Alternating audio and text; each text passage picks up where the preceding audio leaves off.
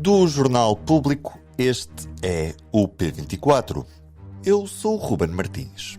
Hoje, professores procuram-se. E com urgência. É um diagnóstico que nos devia preocupar a todos. A manter-se tudo como está, na educação, já em 2026 ou 2027, não vão existir professores em número suficiente para colmatar as falhas nos grupos de humanidades. Na prática, ficam sem substituição os professores que se aposentem ou que ficarem doentes.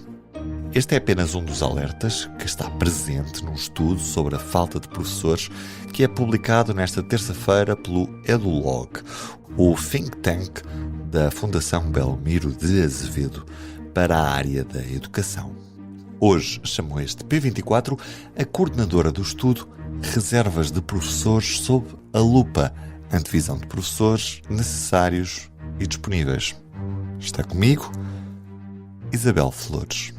E Isabel, deixa-me começar por lhe agradecer e dar-lhe as boas-vindas. Bom dia, bem-vinda a este P24, Isabel. Bom dia, obrigada, Ruben, é um gosto estar aqui. Isabel, hoje vamos olhar muito para este futuro da educação, olhando também para o lado dos professores e percebendo se temos ou não um problema no que toca às gerações futuras e ao acesso à educação que podem vir a ter por falta de professores ou não. É verdade que temos um problema no que toca ao garante de existirem professores na nossa escola pública no futuro, ou isso é um problema que não se coloca? O estudo que nós realizamos e que olhamos cuidadosamente para as reservas de professores, os que já estão formados e que têm vontade de entrar no sistema, e depois olhamos também para a formação de professores a nível de profissionalização. E o que nós verificamos de facto é que, a nível das reservas de professores e dos que estão a ser formados, e quando comparamos com as saídas dos professores por motivos de reforma do sistema e também com as ausências temporárias, quase sempre por motivo de doença, vamos até ao virar desta década, dos anos 30, entrar em grande desequilíbrio de falta de professores.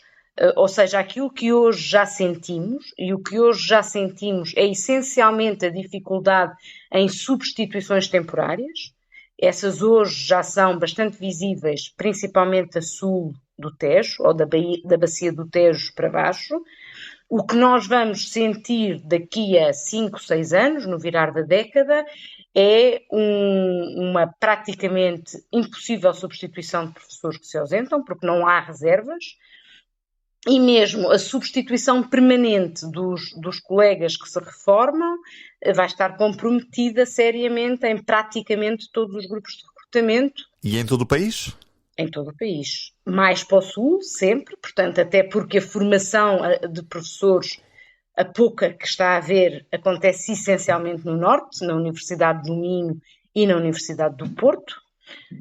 Alguma em Lisboa, mas nada, ou praticamente nada, a sul de Lisboa. A Universidade de Évora e a Universidade do Algarve estão praticamente sem formação de professores neste momento.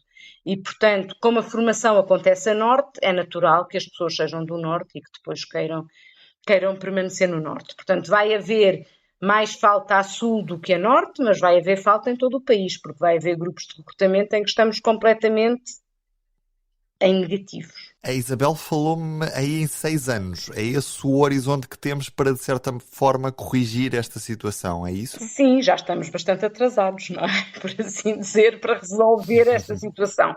Porque ela já existe, não é? Ela já existe e está amplamente documentada, quer pelo poder político, quer pelas próprias escolas e pelos sindicatos. Mas o que nós estamos a sentir e que já nos vai chocando nos últimos 2, 3 anos prende-se com substituições temporárias, não é? Prende-se com a dificuldade em fazer com que os professores que estão nas reservas de recrutamento queiram aceitar ir substituir colegas com contratos de 1 mês. E que é difícil. O que vamos ter na fase a seguir é, além destas substituições temporárias, também problemas nas substituições permanentes. Ou seja, abrir concursos para fixação de professores e eles ficarem vazios. Isso é uma realidade nova. Isabel, conseguimos perceber o porquê que não estamos a conseguir alimentar estas necessidades de professores com novos alunos a serem formados nas nossas universidades? Isto é por falta de vagas nas universidades, por falta de procura por parte destes possíveis alunos?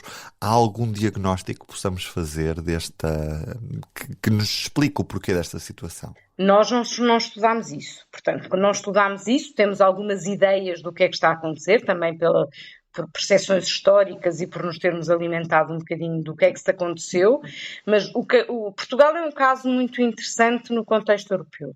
Só contextualizar aqui um bocadinho. Este problema da falta de professores é transversal a praticamente toda a Europa, incluindo depois os Estados Unidos, o Canadá, também a Austrália. Portanto, quase todos os países da OCDE têm falta de professores e têm há muito mais tempo que nós.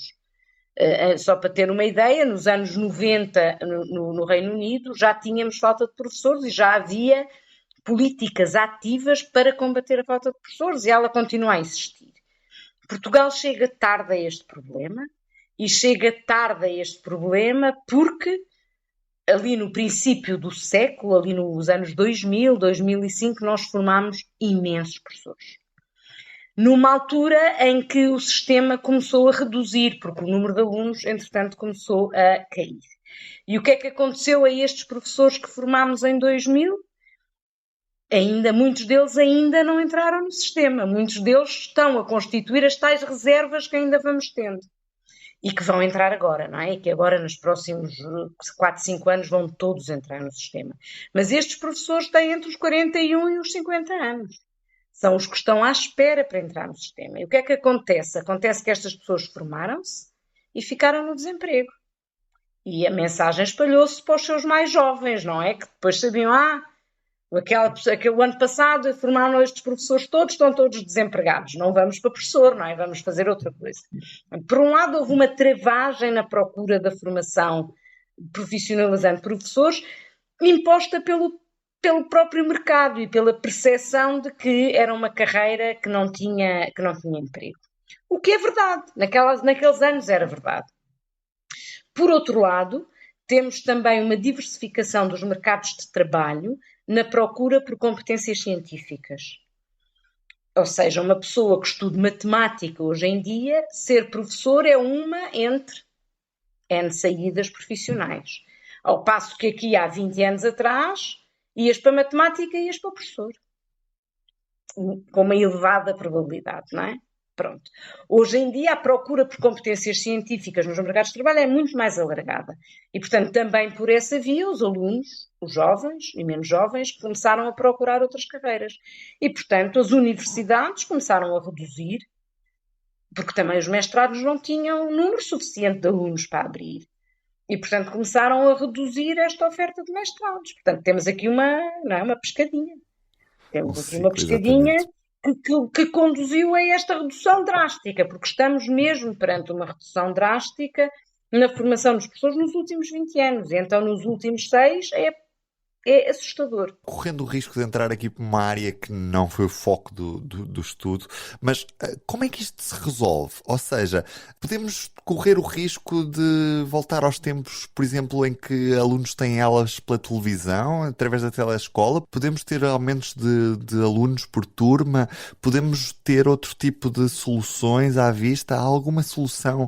Imagino que não hajam soluções mágicas para este problema, mas o que é que pode ser feito, visto que temos tão pouco tempo até entrarmos nesse período crítico em que deixamos de ter reservas de recrutamento? Não há pílulas mágicas, não há soluções fáceis, não há soluções de curto prazo,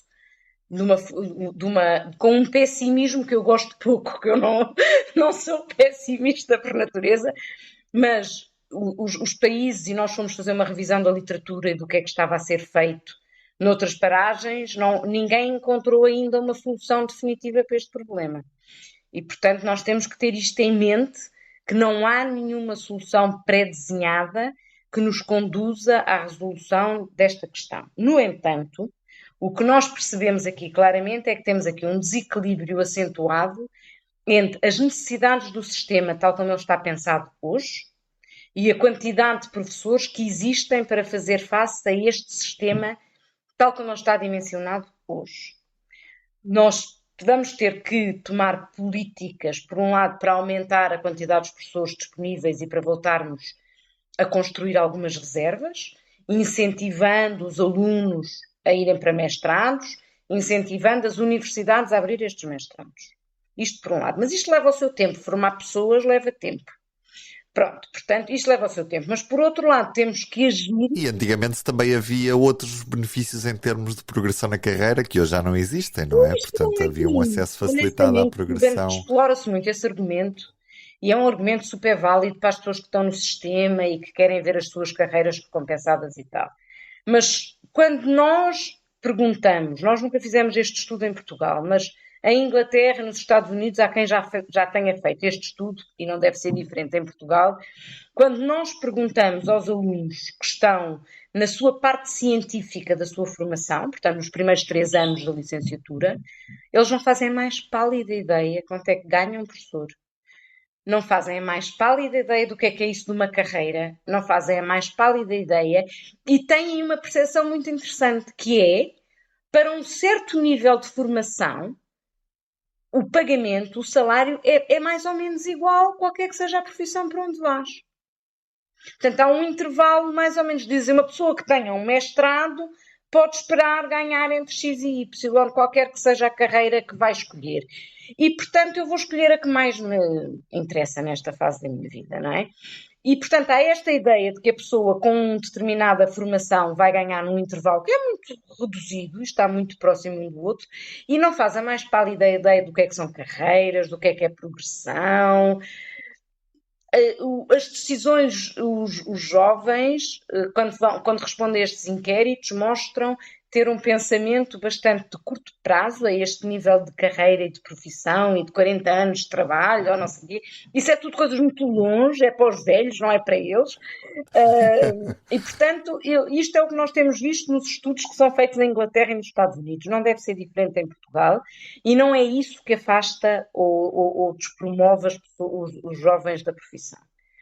É muitas vezes o não há emprego, ou é um andar com a mala às costas durante não sei quantos anos até uma pessoa se conseguir fixar. É mais por aí. Não é? Que as pessoas se afastam. Muitas vezes não se pode ficar em teletrabalho. Outras condicionantes. Os meus professores dizem-me para eu não ser professor. Esse provavelmente será o argumento que mais pesa na escolha, não é? E quando nós temos... não é? O argumento dos nossos próximos professores, pais, amigos que nos dizem é o que pesa muito nessa decisão. E, portanto, quando dizem, eu gostava mesmo de ser professor, não me metas nisso. É um clássico. Não é? Portanto, a pessoa pensa, bem, se este que é professor está-me a dizer para eu não me meter nisto, se calhar terá as suas razões. Portanto, por aí eu acho que temos esta questão, mas que é possível incentivar. E, por exemplo, na Estónia, o que eles estão a fazer, eles criaram uma bolsa que, no mestrado de profissionalizante, os alunos começam a receber o salário mínimo nacional. E estão a estudar e a receber. E já têm, nesses anos formativos, bastantes tempos nas escolas, em que são mais um par de mãos na escola a ajudar e a contribuir, a aprender, obviamente, e a informação, mas já estão nas escolas também a dar o seu contributo. E estas bolsas de dinheiro mesmo, das pessoas terem um ordenado durante os 2 anos que estão em mestrado, tem-se revelado um bom incentivo para aumentar a procura por estes mestrados. Portanto, tem que se arranjar incentivos, mas é incentivos a sério, não é dar 50 euros para o passe. Toma lá o passe e vai. Certo? Até porque ficar em casa fica mais barato, não é? Portanto, isso tem que ser incentivos a sério, por um lado. Por outro lado, temos que olhar para a escola e temos que olhar para as necessidades de professores na escola. Há alguma má gestão nas escolas portuguesas dos recursos de pessoas que ali temos. Nós temos uma das médias mais baixas da OCDE, se não mesmo a mais baixa, de número de alunos por professor. Nós temos 8,8 alunos por professor no ensino terceiro ciclo e secundário. E isto é um número muitíssimo baixo. Isto é um número que não pode ter qualquer justificação para continuar num cenário destes.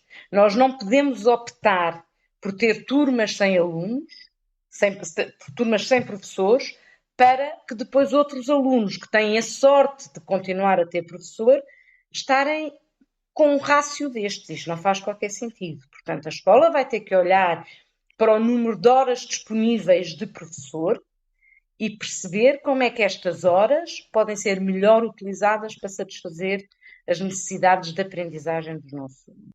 E este trabalho tem que ser feito, porque sem este trabalho de otimização de recursos, nós não vamos só pelo lado de tentar injetar mais professores no sistema resolver isto. Isabel, deixe-me confessar-lhe que foi uma conversa muito interessante e adorei falar consigo. Muito obrigado. Obrigada eu, Ruben. Esta, como viram, foi uma conversa muito interessante sobre a educação em Portugal, mas hoje tenho mais uma recomendação para si antes de me despedir, isto porque 2 vezes por semana no Público, há Fogo e Fúria especial, eleições norte-americanas.